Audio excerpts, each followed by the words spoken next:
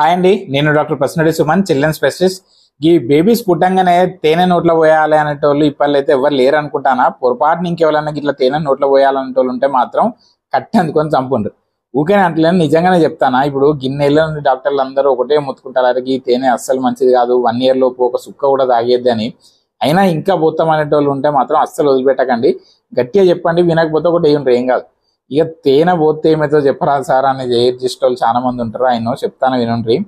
బాటిలిజం అనే ఒక పెద్ద పంచాయతీ వస్తుంది అన్నట్టు. అది ఎట్లా వస్తుంది అంటే, క్లాస్ట్రీడియం అనే ఒక బ్యాక్టీరియా స్పోర్స్ ఉంటాయి అన్నట్టు. అవి ఆ తేనెలు ఉంటాయి. ఇవి చూస్తే కనబడాయి, ఓన్లీ మైక్రోస్కోప్ లో కనబడతాయి అన్నట్టు. ఇవి లోపలి పోయినాక ఒక పాయిజన్ రిలీజ్ చేస్తాయి. ఆ పాయిజన్ డైరెక్ట్ నరాల మీద పనిచేసి మొత్తం బాడీలో ఉన్న మజిల్స్ అన్ని పని చేయకుండా చేస్తుంది. దీన్నే ఫ్లాపీనెస్ అంటాం అన్నట్టు.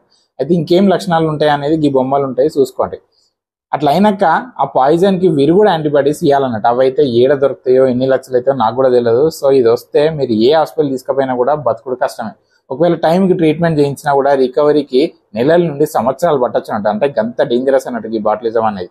మరి లైఫ్ లాంగ్ పెట్టద్దా తేనా అంటే లేదు, 1 year తర్వాత బాడీలా ఈ స్పోర్స్ నుండి వచ్చే పాయిజన్ ని హ్యాండిల్ చేసి వస్తుంది అన్నట్టు. సో అప్పటి నుండి పెట్టుకుంటే ఏం కాదు.